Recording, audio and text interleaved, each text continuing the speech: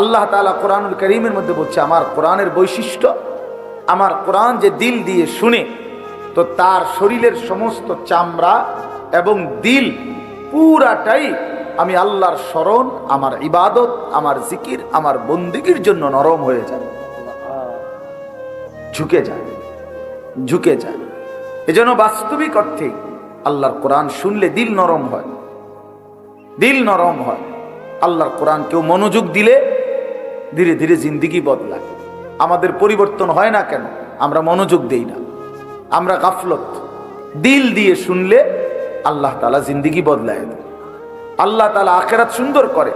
আল্লাহর কোরআনের মধ্যে নূর আছে, হেদায়েত আছে, আল্লাহর কোরআনের মধ্যে শিফা, সমস্ত দৈহিক এবং আত্মিক রোগের ঔষধ আছে, ঔষধ আছে। এই জন্য আমরা উচিত এটা, তোমরা যারা নওজোয়ান ছেলে আছো তোমাদের কাছে অনুরোধ ভাইয়া, আল্লাহর কোরআন শুনো, মনোযোগ দিয়ে শুনো, মোবাইল থেকেই শুনো, তেলাওয়াত শুনো কিছুক্ষণ। আল্লাহর কোরআন শুনলে ধীরে ধীরে দিল নরম হয়। এটা অনেক বড় একটা ঔষধ। আল্লাহর স্মরণ, আল্লাহর জিকির, আফদালুজ যিকরি তিলাওয়াতুল কোরআন।